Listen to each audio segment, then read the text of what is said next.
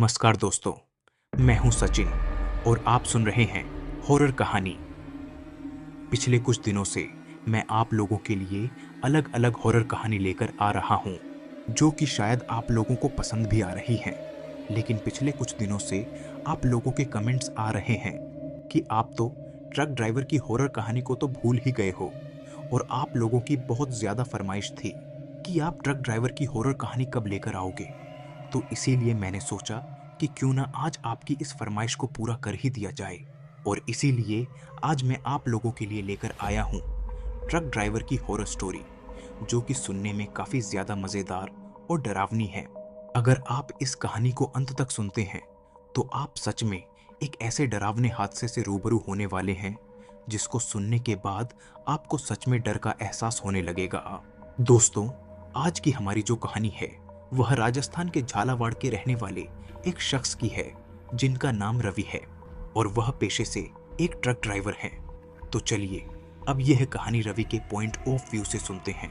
दोस्तों, मेरा नाम रवि है और मैं राजस्थान के झालावाड़ का रहने वाला हूँ। पेशे से मैं एक ट्रक ड्राइवर हूँ और मुझे ट्रक ड्राइविंग का काम करते हुए आज लगभग 25 साल हो चुके हैं।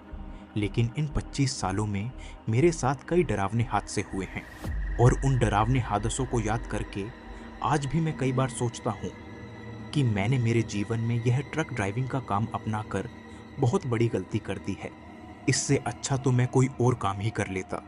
कम से कम उसमें जान का खतरा तो नहीं रहता और ना ही रात के वक्त काम करना पड़ता। दोस्तों, हम ट्रक ड्राइवर लोगों का काम दिन के बजाय रात के समय ज़्यादा चलता है, क्योंकि रात के वक्त सड़कें पूरी तरीके से खाली होती हैं और आसपास का माहौल भी काफ़ी शांत होता है। और इस चीज़ को देखकर हम लोग दिन के बजाय रात के समय सफ़र करना ज़्यादा पसंद करते हैं। लेकिन कभी-कभी उसी रात के सफ़र के दौरान हमारे साथ कई ऐसी घटनाएं हो जाती हैं जो कभी-कभी तो हमें हमारी मौत से भी रूबरू करवा देती है। लेकिन जिस पर ऊपर वाले का हाथ है, उसका कोई कुछ भी नहीं बिगाड़ सकता। इसी वजह से शायद आज तक इतने डरावने हादसे होने के बावजूद भी मैं जिंदा हूँ।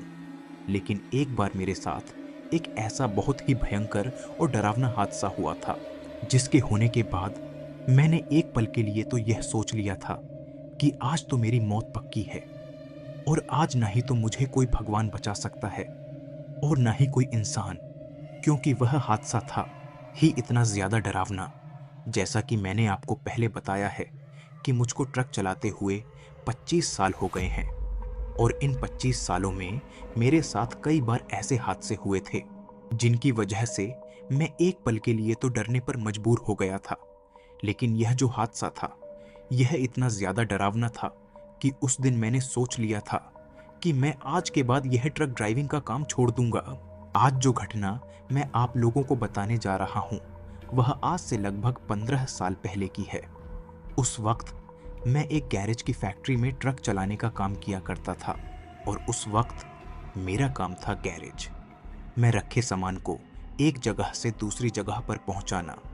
वह गर्मियों का मौसम था, और जैसा कि आप जानते हैं कि गर्मियों के दिनों में जो मार्बल का पत्थर होता है वह काफ़ी ज़्यादा गर्म हो जाता है, और इसी वजह से फैक्ट्री में काम करने वाले मजदूरों को दिन के गैरेज के सामान को ट्रक में लोड नहीं कर पाते थे, क्योंकि वह धूप की वजह से इतना ज़्यादा गर्म हो जाता था कि उसको छुआ भी नहीं जा सकता था। इसी वजह से मेरे ट्रक में गैरेज लोडिंग का काम शाम होने के बाद, जब पत्थर ठंडा हो जाता था, उसके बाद ही किया जाता था। और रात को लगभग 11-12 बजे तक मेरे ट्रक में लोडिंग का काम कंप्लीट हो जाता था। और लोडिंग का काम कंप्लीट होने के बाद मैं लगभग रात को 12:30 बजे के आसपास अपने ट्रक को लेकर फैक्ट्री से निकल जाता था, क्योंकि दूसरे दिन शाम होने तक मुझे अपना ट्रक दूसरी फैक्ट्री में पहुंचाना रहता था, क्योंकि वहां पर भी मजदूर शाम होने के बाद ही ट्रक को खाली करने का काम किया करते थे। अब उस दिन ट्रक की लोडिंग कंप्लीट होने के बाद लगभग रात को 12:30 बजे मैं अपने ट्रक को उस फैक्ट्री से लेकर निकल जाता हूँ। अब मुझे अपने ट्रक को लेकर निकले हुए काफ़ी ज़्यादा समय हो चुका था, और जब मैंने मोबाइल में टाइम देखा तो उस वक्त तक रात के लगभग 2 बज चुके थे। अब मैं मुख्य शहर से काफ़ी दूर आ चुका था, और उस वक्त जिस रास्ते पर मैं चल रहा था वह रास्ता दिखने में काफी ज्यादा अजीब था। जब मैं उस रास्ते पर चल रहा था तो मैंने एक चीज नोटिस की कि उस रास्ते के अगल बगल में ना ही तो कोई इंसानी बस्ती थी और ना ही कोई ऐसी चीज थी जिसकी वजह से वहां पर लोगों का ज्यादा आना जाना हो। और यह चीज न होते हुए भी उस सड़क पर बहुत ज्यादा ब्रेकर आ रहे थे। लगभग हर 1 किलोमीटर पर ब्रेकर आ ही जाता था और उन ब्रेकर की वजह से अब मेरे चलने की रफ्तार काफी धीमी हो चुकी थी। बार बार ट्रक की स्पीड बढ़ाते और धीमे करते करते अब मैं काफी ज्यादा परेशान हो चुका था। एक तो वैसे ही गर्मी का मौसम था जिसकी वजह से ट्रक चलाने में वैसे ही काफी ज्यादा दिक्कत आ रही थी और ऊपर से बार बार उन ब्रेकर के आने की वजह से मुझे अपने ट्रक को धीमा करके वापस स्पीड पकड़वाने में काफी ज्यादा दिक्कत आ रही थी, क्योंकि ट्रक पीछे से पूरा गैराज के सामान से भरा हुआ था और ऐसे में ट्रक को स्पीड पकड़वाने में बहुत ज्यादा पावर की जरूरत पड़ रही थी। और उस सड़क पर तो ट्रक स्पीड पकड़ने लगता उससे पहले ही दूसरा ब्रेकर आ जाता था और यही चीज मुझे बहुत बेकार लग रही थी।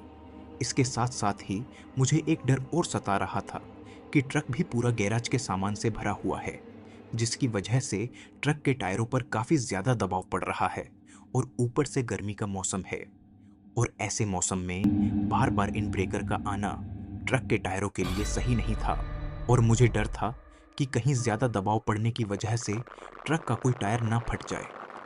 अभी मैंने मेरे मन में यह सोचा ही था कि तभी थोड़ी ही देर बाद पीछे से एक जोर की आवाज आती है और उस आवाज को सुनते ही मैंने मेरे मन में कहीं ना कहीं यह अंदाजा लगा लिया था कि जो मैंने सोचा था वही हो गया है और शायद ट्रक का कोई टायर फट गया है।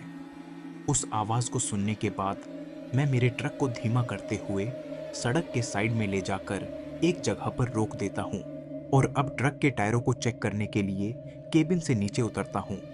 केबिन से नीचे उतरते ही मैं एक बार अपनी नजरों को चारों तरफ घुमाकर उस रास्ते को देखता हूँ और जब मैं उस रास्ते को देखता हूँ तो मुझे थोड़ा सा डर भी लगता है, क्योंकि वो रास्ता बिल्कुल सुनसान था और उसके चारों तरफ बिल्कुल खुला मैदान था और दूर दूर तक जहां तक भी मेरी नजर जा रही थी वहां तक मुझे सिर्फ अंधेरा ही दिखाई दे रहा था। मैं ट्रक को चालू छोड़कर ही केबिन से नीचे उतरा था और अब मैं एक एक करके ट्रक के टायरों को चेक करने लगता हूँ। जब मैं एक एक टायर को चेक करते हुए ट्रक के पीछे की तरफ जाता हूँ तो मुझे दिखाई देता है कि ट्रक का जो सबसे पीछे वाला टायर है, जिस पर सबसे ज्यादा लोड पड़ता है, वह टायर ही फट गया है। और अब ऐसे में उस टायर के फट जाने के बाद मैं अब ट्रक को थोड़ी बहुत दूर भी आगे नहीं लेकर जा सकता था, क्योंकि उस टायर पर पूरे ट्रक का वजन पड़ा हुआ था। तभी मैं सोचता हूँ कि आखिर इतनी रात को अब मैं अकेला इस ट्रक के टायर को कैसे बदल पाऊंगा, क्योंकि जब ट्रक खाली होता है और टायर पर भार नहीं पड़ता तब तो एक अकेला इंसान भी ट्रक के टायर को बदल सकता है, लेकिन भरे हुए ट्रक के टायर को बदलना एक अकेले इंसान की बस की बात नहीं होती है। इसके बाद मैं किसी की मदद लेने की तलाश में अपने ट्रक के चारों तरफ चक्कर लगाकर देखता हूँ, लेकिन मुझे वहां पर दूर दूर तक कोई भी दिखाई नहीं दे रहा था। अभी मैं खड़ा खड़ा यह सोच ही रहा था कि मुझे क्या करना चाहिए कि तभी अचानक मुझे ऐसा एहसास होता है कि जैसे मेरे पीछे कोई खड़ा है, लेकिन जैसे ही मैं पीछे की तरफ पलट कर देखता हूँ तो मुझे वहां पर कोई भी दिखाई नहीं देता है। अभी मैंने पीछे की तरफ मुड़कर देखा ही था कि तभी मुझे एक परछाई दिखाई देती है और उस परछाई को देखकर ऐसा लगता है कि जैसे कोई आदमी मेरे ट्रक के ऊपर खड़ा है। और जब मैं अपने ट्रक के केबिन से अपनी टॉर्च निकालकर दूर से ही ट्रक के ऊपर टॉर्च का फोकस डालकर देखने की कोशिश करता हूँ तो मुझे वहां पर भी कोई दिखाई नहीं देता है। अभी मैं अपनी टॉर्च का फोकस डालकर ट्रक के ऊपर की तरफ देख ही रहा था कि तभी अचानक से मेरी टॉर्च वहीं पर बंद हो जाती है। मैं उसको चालू करने की काफी कोशिश करता हूँ, लेकिन वह दोबारा से चालू होती ही नहीं है। मैं सोचता हूँ कि जब मैं फैक्ट्री से निकला था तभी मैंने इसको फुल चार्ज किया था, तो ऐसे में इतनी जल्दी इसकी बैटरी के डिस्चार्ज होने के तो कोई चांस ही नहीं है। शायद इसकी बैटरी ही खराब हो गई है। अभी मैं उस टॉर्च को ठीक करने की कोशिश कर ही रहा था कि तभी मुझे उस खाली और सुनसान मैदान में दूर से किसी के चीखने की आवाज़ सुनाई देती है। और वो आवाज़ इस तरह से थी कि जैसे किसी इंसान को कोई घसीटकर दूर ले जा रहा हो। क्योंकि उस आवाज़ को जब मैंने सुना तो मुझे महसूस हुआ कि वो आवाज़ पहले तो मुझे काफ़ी तेज़ सुनाई देती रही थी और उसके बाद वह धीरे धीरे कम सुनाई देते हुए बंद हो जाती है। उस आवाज़ को सुनने के बाद मैं मेरे मन में सोच लेता हूँ कि यह रास्ता शायद ठीक नहीं है और मुझे जितना जल्दी हो सके यहाँ से निकलना चाहिए, लेकिन मैं बिना टायर को बदले वहाँ से निकल भी नहीं सकता था। अभी मैं थोड़ा डरते हुए वहाँ पर खड़ा हुआ, यह सोच ही रहा था कि मुझे क्या करना चाहिए कि तभी उस सड़क पर दूर से मुझे मेरी तरफ एक रोशनी सी आती हुई दिखाई देती है और उस रोशनी के साथ साथ ही मुझे मेरे कानों में एक आवाज़ भी सुनाई देती है।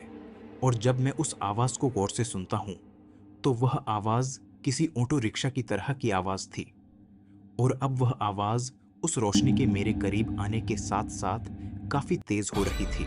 और थोड़ी ही देर बाद मुझे यह अच्छी तरीके से दिखाई दे जाता है कि सामने की तरफ से जो रोशनी मेरी तरफ आ रही है वह एक ऑटो रिक्शा की हेडलाइट है और मुझे दिखाई दे जाता है कि मेरी तरफ एक रिक्शा आ रहा है।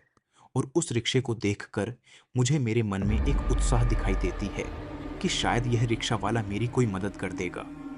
अभी मैं ऐसा सोचते हुए उसे दूर से ही रुकने का इशारा करने लगता हूँ और कुछ ही देर में वह रिक्शा मेरे पास आकर रुक भी जाती है।